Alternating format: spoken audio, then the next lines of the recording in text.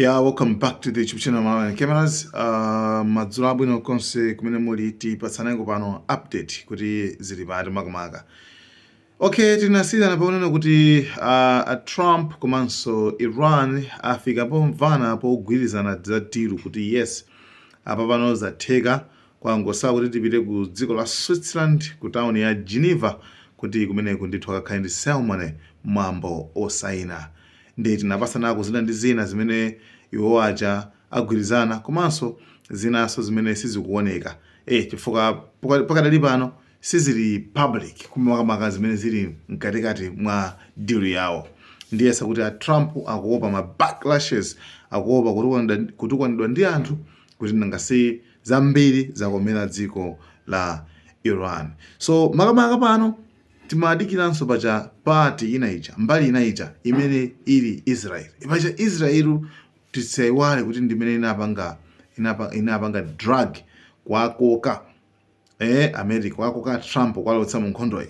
Ndi analiso akuvuta so kwambiri kuti Trump atulukemo komabe Trump ayisesabe azivulamo mmene mumu. So lero Benjamin Netanyahu amene ali prime minister wa dziko la Israel anali ndi press briefing pompa mukapita even ku page kwake mupeza kwanza wangopanga post mina few minutes ago komano video yo ndithu inali live.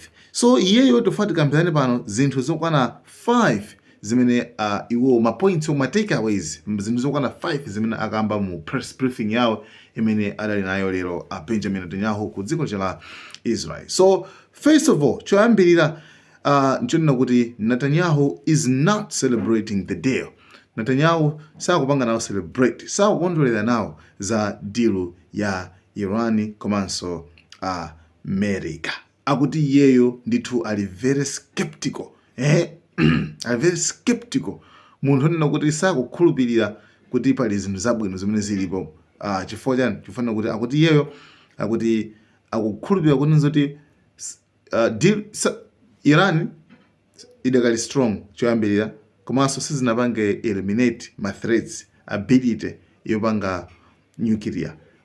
Zofunika kuchosa uranium kapena kuphwasula infrastructure yonse osati kungopanga pause osati kungoyima kaye nkusapitiliza kupanga enrich uranium ndikuti zatha koma afuna kuphwasuliretu. So first of all iwo akuti sakupanga nawo celebrate. Point yoyambirira ndi imene iwo ayankhula. Number 2, Israel believes the deal leaves major security concerns unresolved. Israel ikukhulupirira kuti deal imene yasiya ndithu nkhani yokhuza ndi zachitetezozi zosasolvedwa. Pali zinthu zambiri zimene sizasolvedwa iwo akutero. Choyambirira akunena kuti akupanga argue kuti deal ikupanga focus kwambiri za pa Strait of Hormuz. Tinakamba kale kuti paja ma Israel pa Strait of Hormuz alipena pa ntchito ndipo ananena kale kuti afuna atha kungolumikiza mapipe apite ku Israel. So akuti akuti zikuperekabe chiopsezobe makamaka akuti upoona ati security yawo alisili bwinobwino as long as Iran amene ngati ma major issues amene wasana pangedwe solved ngati ballistic missiles ndi zina right. So komanso magulu a Iran aja sanathebe so akuti akufika zoti Number 3, Israel wants freedom to act independently. Israel akuti ikufuna ufulu oti izipanga act mwa ufulu mwayoka moyima payoka. Israel adilibe ufulu zimaoneka ngati kuti nakasi iye ikamapanga zinthu kena ku America amazati musapange musatere. So akufuna iwo akuti ufulu oti azipanga zinthu zomwawoka. So what does it mean? Ena sakumvetsa pano. Ufulu akutanthauza apa tipaseni zida ife tizingolimbana ndi Iran ndi Hezbollah ndi magulu ena onse. Chachikulu Mulungu topasa zidazo. So America itha kuwapatsa ufulu koma sangapase zida. Ngati itakhala kuti mwina America nayo sikufuna kuti pachitike zopitilira. So iwo akupempha ati ufulu. Akupempha ufulu. Kuti akutazo azipitilizabe zawozo. Number 4, Lebanon remains a sticking point. Iwo akunozoti makamaka ndima disagreements. One of the clearest disagreements concerns Lebanon.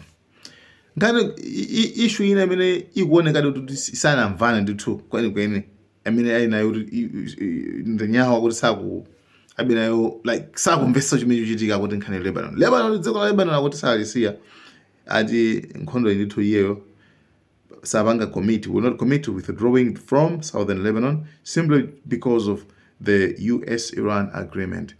Ati iye sapanga na withdraw asilikali aku Lebanon. So actually as a seer, like iyeyo awana zoti chiopsezo chilipobe, so azipitilizabe nawuzana kuti wina wake akumva mmembe kwena kwake. Okay, so number 5, tensions with Trump are real but controlled.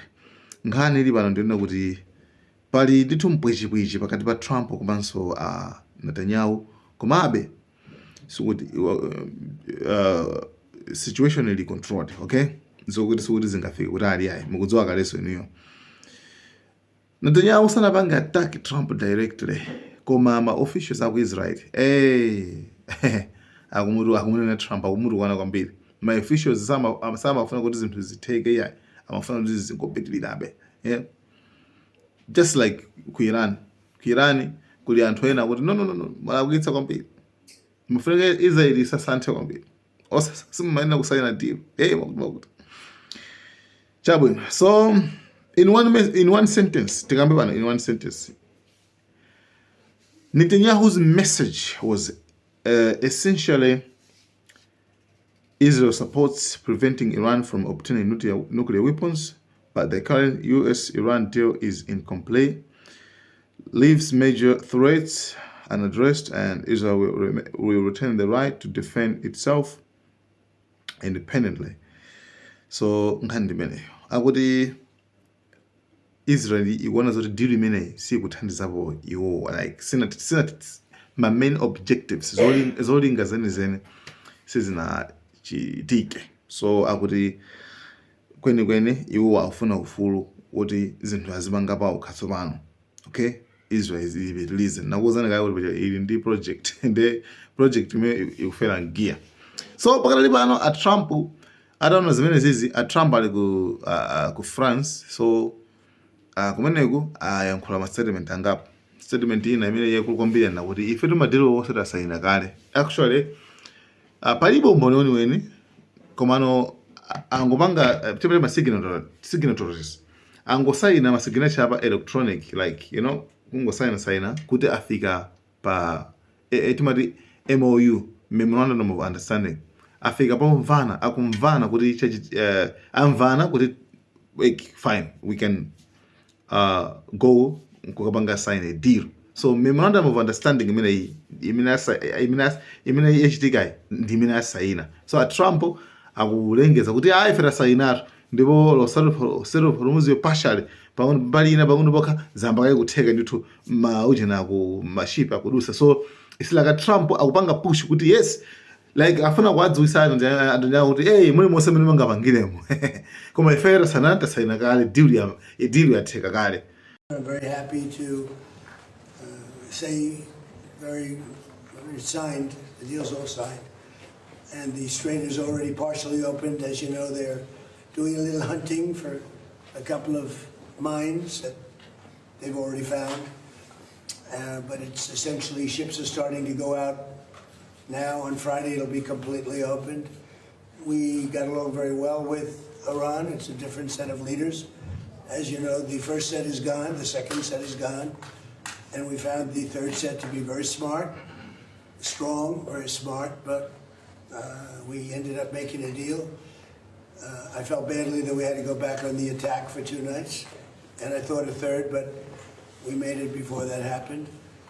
But I think a lot of great things are going to happen in the Middle East right now, and very importantly, the oil is plummeting down, and the stock market is shooting up like a rocket today, like record kind of numbers.